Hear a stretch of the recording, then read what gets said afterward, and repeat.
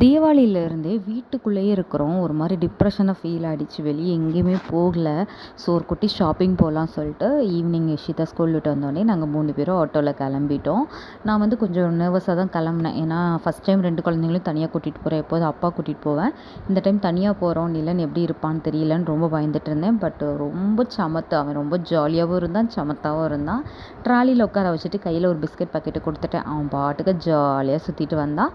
Provisions எல்லாம் வாங்க வேண்டியது வந்து வாங்கிட்டு அப்புறம் மேலே மாடிக்கு போயிட்டு கொஞ்சம் ஃபேன்சி ஐட்டம்ஸ்லாம் பார்த்தோம். இயரிங் கலெக்ஷன்ஸ் செம்மையாக இருந்ததுங்க. அவ்வளோ அழகாக இருந்தது. பட் இயரிங்ஸ் நம்மகிட்ட இருக்கிறதே போட முடியல. வேண்டாம் சொல்லிட்டு எதுவுமே வாங்கலை. கிளிப்ஸ் அந்த மாதிரி ஐட்டம்ஸ் கொஞ்சம் வாங்கினோம். ஷாப்பிங் எல்லாம் முடிச்சுட்டு அப்படி வெளியில் ஒரு சின்ன ஃபுட் கோர்ட் இருந்தது. அதில் ஷவர்மா அந்த மாதிரி சாப்பிட்டுட்டு வீட்டுக்கு கிளம்பிட்டோம். நீங்கள் ஹஸ்பண்ட் பக்கத்தில் இல்லை, எப்படிடா வெளியே போகிறது அப்படின்னு வீட்டுக்குள்ளேயே இருக்காதீங்க. தயவு செஞ்சு குழந்தைங்கள கொஞ்சம் அப்பப்போவாது வெளியே கூட்டிகிட்டு போங்க. அப்போ தான் அவங்களும் கொஞ்சம் ஹாப்பியாக இருப்பாங்க. நமக்கும் மைண்ட் ரொம்ப ரிலாக்ஸ்டாக இருக்கும்.